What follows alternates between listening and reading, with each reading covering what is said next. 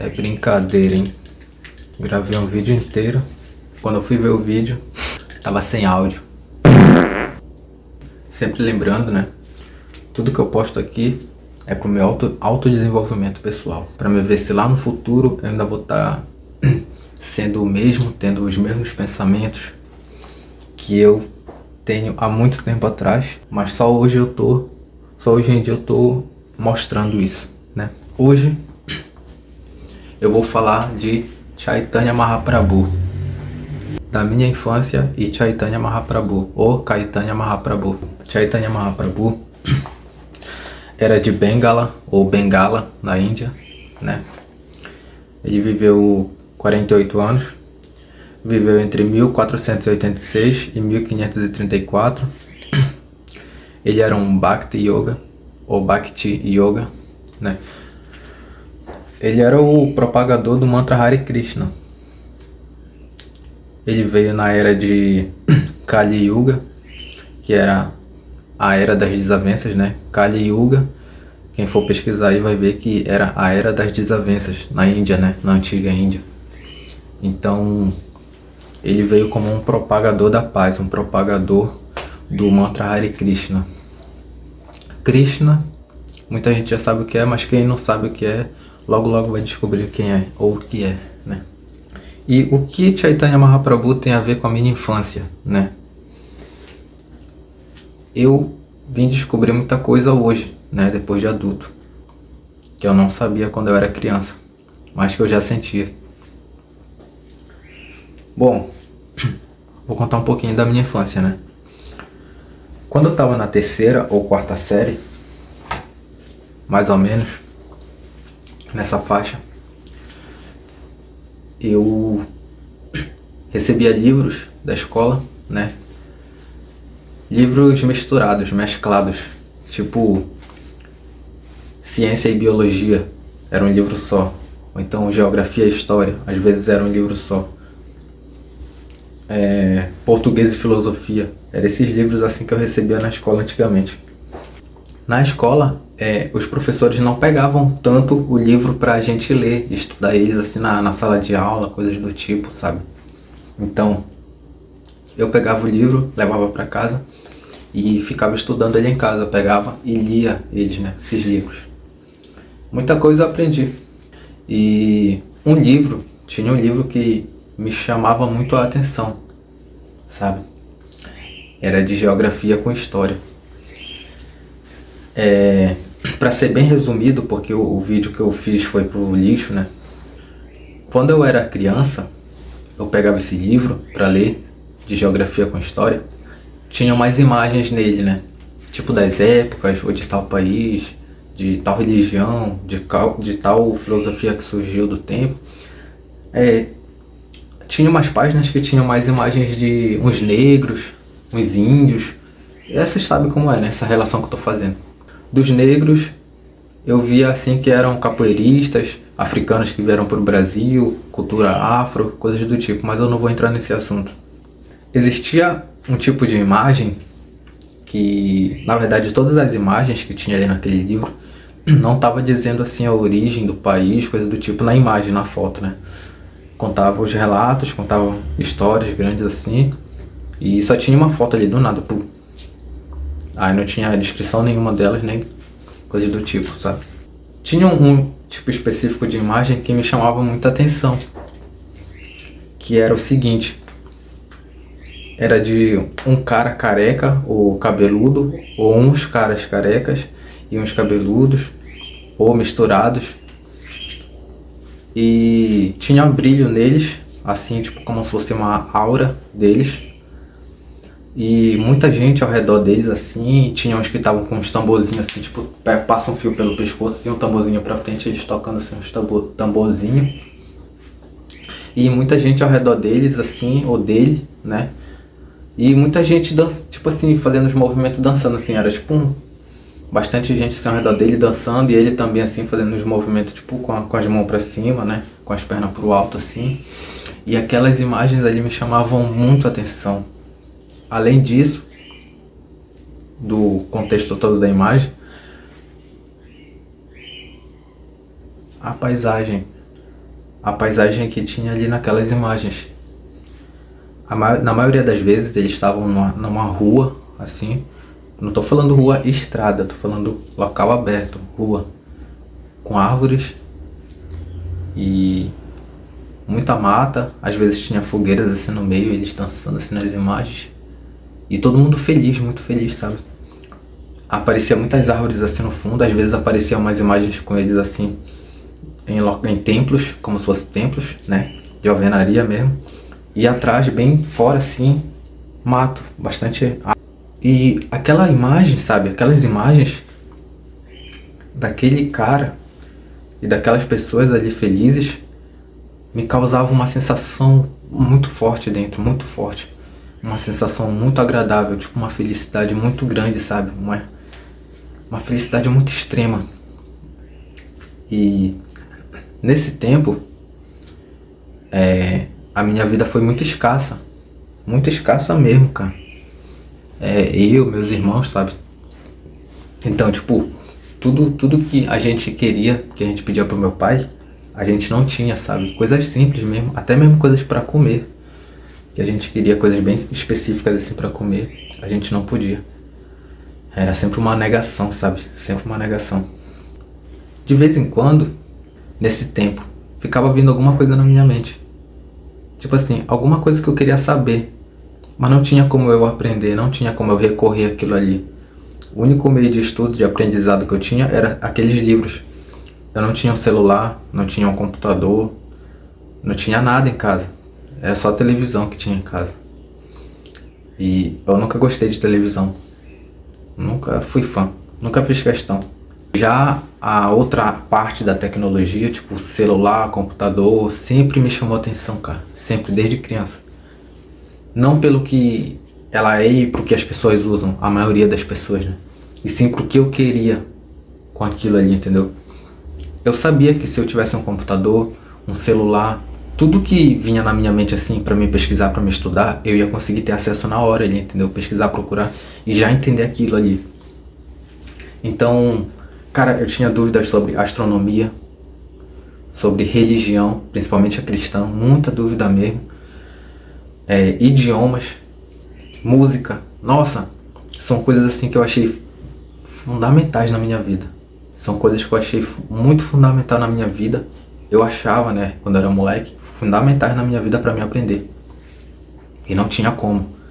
Na minha época, na época de pessoas dos anos 90, 80, sabe como era antigamente nas lan house, né? O pessoal ia pra jogar, fazer coisas assim. Eu ia também, eu não vou ser hipócrita, né? Eu gostava pra caramba de jogo e gosto até hoje porque jogo e leitura e música, né? São três coisas que estimulam teu cérebro de uma forma, cara. Tu não tem noção. Muita gente julga jogos, mas não sabe como isso influencia no nosso cérebro. Não tem a mínima noção. Às vezes eu vinha uma coisa na minha mente assim, e eu falava, nossa, mano, e agora? O que eu faço? Como é que eu vou aprender isso? Como é que eu vou pesquisar isso que tá vindo na minha mente agora? Aí o que eu fazia? Eu pegava R$1, 50 centavos, 25 centavos, às vezes pra ficar só 15 minutos na lan house. Mas eu ia lá e já pesquisava aquilo que eu queria, entendeu? Aí vinha uma dúvida na minha mente, eu tinha que ir ali pesquisar só pra ver mesmo aquilo ali e depois ir embora pra casa. Quando eu tinha mais tempo, eu ficava jogando ali depois com o tempo que sobrava. Mas, principalmente, o meu interesse maior era com essas coisas que vinham na minha mente pra me aprender, sabe? Então, cara, eu sempre tive interesse em religião, música, idioma, astronomia. Essas coisas eu acho muito, muito top. E eu ficava comigo assim, guardava pra mim. Eu falava, nossa, cara, como que eu quero ter um celular? Ninguém sabe a vontade que eu quero ter um celular, de que eu quero ter um celular. Até que apareceu um amigo meu. Isso é lei da atração. Tem a atração reversa e tem a atração. Então, do nada, apareceu um amigo meu querendo vender um celular velho, sem capa, traseira, Motorola. Não lembro o modelo dele, mas era o quadrado, não era o V8 não. Ele queria R$15 no celular, R$20 parece. E aí eu falei, pai, tem como tu comprar um celular pra mim que um amigo meu quer vender? Só que a bateria dele não presta. Ele tá funcionando, mas funciona só no carregador. Mas ele funciona. Falou, não. E ainda mais. Ele perguntou pra que eu queria. Pra que uma criança quer um celular? Pra que tu vai querer celular? Tu vai fazer o que com celular? Essas foram as respostas dele pra mim. Mal ele sabia como era a minha mente. Eu e uns amigos pegamos, vendemos latinha, ferro, cobre na rua. E eu lembro benzinho que eu peguei 15 reais. Certinho eu peguei 15 reais. Só vinha na minha mente aquele celular. E tudo que eu poderia aprender com ele, sabe? Tudo. Então eu consegui aprender muita coisa, cara. Muita coisa. Eu consegui desvendar muita coisa assim na época. O máximo que eu poderia usufruir daquele celular, eu usufruía. Ele não tinha tela, a vidro da tela. Não tinha capa atrás, a bateria estava viciada. Quando eu clicava no espaço para separar a palavra, ele desligava. Eu fui um moleque que eu sabia o que eu estava fazendo. Eu sabia o que eu poderia fazer com o celular. O que eu poderia aprender que as pessoas não conseguiriam me ensinar. Então, prosseguindo mais um pouco, eu via essas imagens no livro, né? E me deixava muito feliz, muito contente. Aonde era aquilo? Que pessoas são aquelas? Eu queria saber isso, sabe? E não tinha nada na imagem. Nada, não tinha escrito nada, não tinha como eu saber o que era aquilo ali. Não tinha o Google Lens, né? De hoje que tu aponta, tu bate uma foto de qualquer imagem, o Google já te dá uma lista de pesquisas ali, tudo pronto. Não tinha isso na época, entendeu? Então, nossa, aquilo ali ficou na minha mente. E a felicidade também. Eu estudava de tarde. E quando eu chegava da escola, geralmente era 6 da tarde. 5h30, 6 horas, 6h30. Era essa faixa de horário. Então, na maioria das vezes que eu chegava, o sol estava se pondo. E mais uma vez eu parei e observei isso. Quando o sol estava se pondo, ele ia para a direção da janela. Para a direção da janela da sala de casa. E a luz do sol refletia pela janela na parede da sala. E a luz daquela parede, do sol que batia na parede, era muito bonita. Um dia eu percebi isso, era muito bonita. As imagens que eu via daquele livro eram bem vivas, bem vívidas. Tinha uma coloração meio alaranjada. Eu vou colocar por aqui assim as imagens, vocês vão ver. Essa coloração que eu via na parede do pôr do sol tinha o mesmo tom daquelas imagens que eu via no livro. E me veio a mesma sensação que eu tinha quando eu via aquele livro, aquelas imagens naquele livro. Como a minha vida era um pouco ruim assim, né? O meu refúgio era esse livro e o pôr do sol. Às vezes eu chegava da escola, eu fazia questão de me arrumar, tirar a roupa rápido, trocar de roupa, merendar e já ir pra sala, ficar sentado assim. Eu sentava na cadeira e olhava pra janela. E quando o sol ia se pondo assim, ficava mais ou menos umas meia hora assim, aquela luz na parede, sabe? E passando, e subindo assim devagarzinho, né? Vai passando o tempo, vai sumindo e depois se apaga, fica de noite. Aquilo ali me causava muita felicidade, cara. Muita felicidade mesmo. Pra resumir bastante, enfim, eu consegui aprender muita coisa durante a minha vida com a ajuda do celular, né? E agora pra a minha parte mais adulta, né? Hoje em dia, pra ser bem direto assim, um certo dia, uns 2 meses atrás, eu acho, mais ou menos, ou 3, eu fui dar uma volta e tomei uma bebida, né? Quando deu umas 7 da noite, falei, vou pra casa. Vou embora pra casa que eu vou dormir, eu vou trabalhar amanhã. Era um domingo.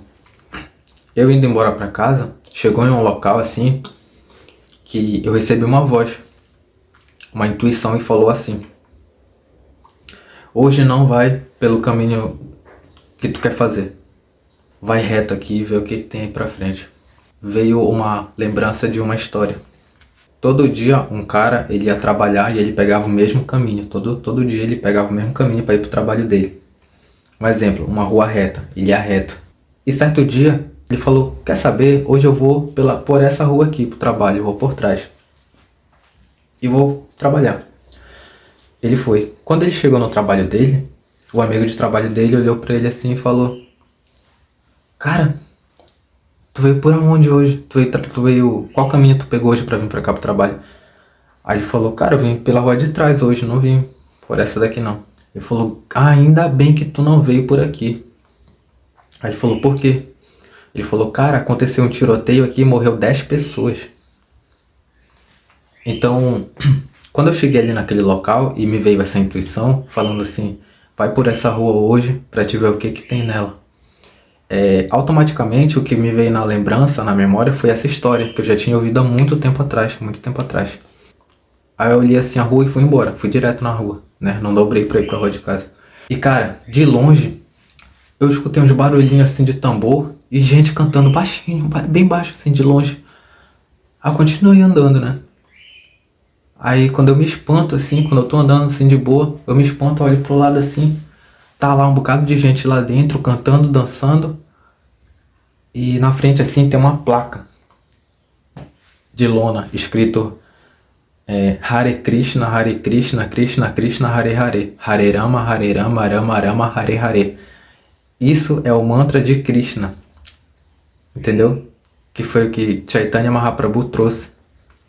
Foi o mantra de Krishna na era de Kali Yuga.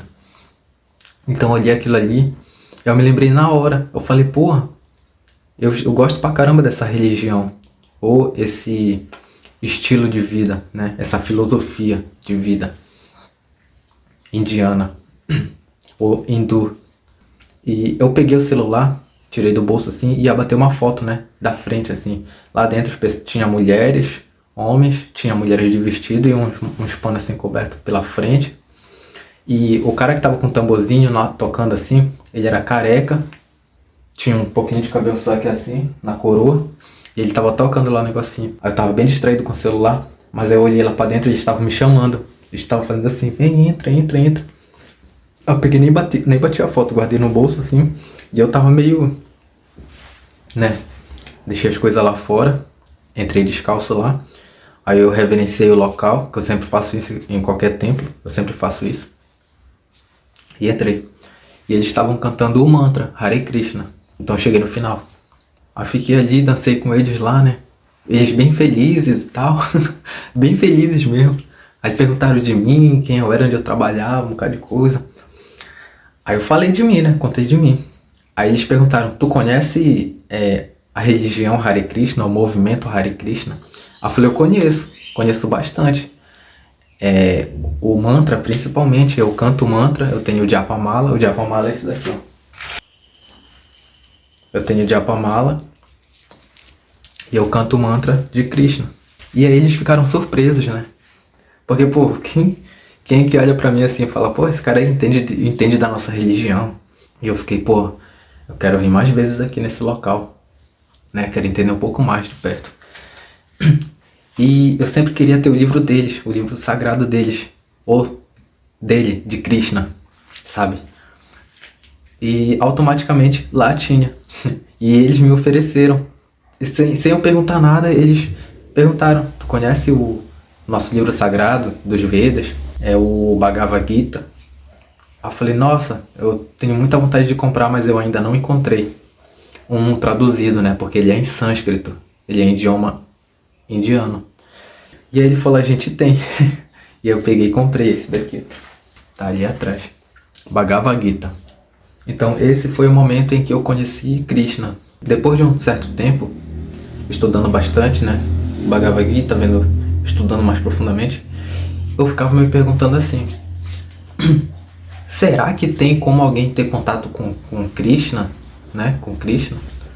Será que tem como haver uma comunicação, mesmo que seja em sonho, sonhar com Krishna, sonhar com alguma coisa relacionada à personalidade de Deus? Eu ficava me perguntando isso, sabe? Umas semanas atrás, eu tive uma projeção astral. E nessa projeção astral eu tava num local. Tava escuro, não sei onde era. Tava escuro e tinha duas imagens. Uma escura e uma clara. Uma imagem escura e uma clara.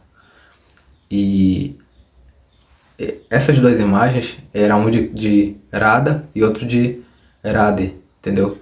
Um era de Radharani e outro era de Radha Krishna. A personalidade de Deus masculina e a personalidade feminina. Ou personalidade de Deus e o amor por Deus, entendeu? A gente pode considerar de diversas formas. Então, essas imagens eu vi nessa projeção astral. E eu olhava para ela assim e depois eu perguntei comigo. Falei, será que é Krishna? Será que é a imagem de Krishna? Tava de costa, né? As imagens assim. Tava escuro. E automaticamente as imagens assim viraram de frente pra mim. Só que eram imagens, né? Tipo assim, matéria, sabe? Então não tinha como falar, não tinha nada. Só que eu ouvia e ela falava comigo, ela falava assim, sou eu. E eu ficava muito feliz mesmo. Eu olhava aquilo ali e falei, nossa, era isso que eu queria saber. Eu queria saber se tinha como ter um contato assim, sabe? Sei lá, querer perguntar pra ver se aquilo é real mesmo, se... Sabe, dúvidas de pessoas. Visão crítica, ponto crítico. Então, isso foi desvendado. Enfim, um outro dia, já foi um sonho. Tem uma semana, eu acho, mais ou menos isso. Já foi um sonho. Eu sonhei que eu tava de frente pra um yogi, um Bhakti yogi, né? Todo de laranja, o livro sagrado na mão. E ele tava falando... Deu foi sede. E ele tava falando sobre o material, sobre a vida material, sobre que a gente deveria largar o mundo material, esquecer a matéria e se dedicar ao mundo espiritual, a Deus, sabe? Criar amor em si e amar as pessoas, porque somos um só. E aí eu olhei aquilo ali e era só um sonho. E eu perguntei pra ele, eu falei, nossa cara, mas tu tá falando isso daí e a Bíblia fala igualzinho isso daí, fala a mesma coisa disso, não fala? E aí ele deu uma risada meio irônica pra mim assim e falou, pô, a Bíblia fala justamente, praticamente quase essas mesmas coisas daqui. Aí eu falei, mas por que a Bíblia fala as mesmas coisas que você está falando aqui desse livro aí que você está lendo? Aí ele falou assim, é porque essa daqui é a religião mais antiga do mundo. Essa daqui é o hinduísmo. Essa daqui é os Vedas. Então tudo que veio depois disso daqui, a origem principal, partiu tudo daqui. Todas as características de quase todas as religiões, ou uma boa parte, a maioria, vieram com uma partícula daqui. E aí isso foi só um sonho esclarecedor, né? E eu, lendo o Bhagavad Gita, é porque assim, tudo que eu vejo escrito que eu ainda não conheço, eu vou pesquisar. Eu vou estudar, entendeu? Eu vou querer saber o que é. Então, em um momento, no livro sagrado, eu vi escrito Chaitanya Mahaprabhu, o propagador de Krishna. Então eu fui pesquisar no Google, né? Isso bem agora, bem recentemente. Tem umas semanas isso. Fui pesquisar, Chaitanya Mahaprabhu. E cara, eu tomei um susto na hora que eu vi. Uns dias atrás, eu fiquei olhando pro céu, sabe? E tava um pôr do sol muito bonito. E antes de eu ir pra fora, pra olhar o céu, né? O reflexo do sol tava batendo na barbearia, dentro assim. E tava muito bonito. E me veio muito aquela sensação, sabe? Depois disso eu fui pra fora. Peguei a garrafinha e fui lá pra fora. Fiquei olhando o céu, contemplando tudo. E pensando em Chaitanya Mahaprabhu. Pensando nas imagens que eu via quando eu era criança, no livro. Pensando no sol que batia na janela da sala de casa quando eu era criança. E fiquei pensando o quanto 6 horas é sagrado. 6 horas da tarde é muito sagrado, cara. É surreal. Pode fazer o teste.